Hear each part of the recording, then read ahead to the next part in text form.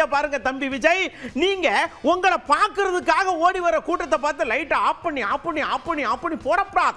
டபக்குன்னு லைட்டை போட்டு எல்லார்ட்டையும் முகத்தை காட்டி அவங்களெல்லாம் அப்படியே அனுப்பிச்சு விடணும். கேப்டன் அதைத்தான் செஞ்சாரு. விஜய் குறித்த நேரத்தில் அங்க வரவே இல்லை.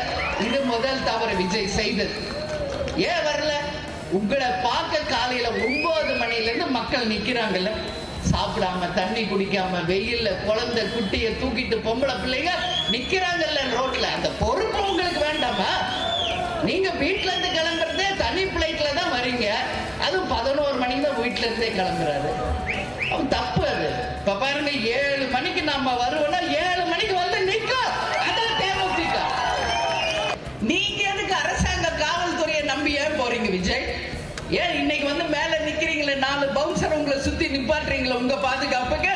உங்களை நம்பி வந்த லட்சக்கணக்கான பெண்கள் ஆண்களுக்கு என்ன பாதுகாப்புக்கு விஜய் கொடுத்தீங்க? என்ன பாதுகாப்பு கொடுத்தீங்க?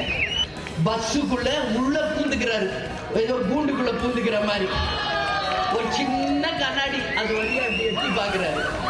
என்ன ஓ மக்கள் தானே, உன்னைய தானே பார்க்க வந்திருக்காங்க, நில்ல மேல நில்ல ஒரு 4 மணி நேரம். என்ன போயிடும்?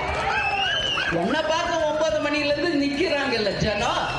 ஒரு வாங்கல, அங்க ஸ்டார்டிங் பாயிண்ட்ல இருந்து நின்றுகிட்டு வாங்கல, மக்களை பார்த்து கையாற்றி கும்பிட்டுக்கிட்டே வாம. உள்ள பூந்துக்கிட்டு அந்த நேரத்துல வெளியே வந்தா உங்களை பாக்குறன்ற எல்லாம் மேல வந்து விழுகுறாங்க.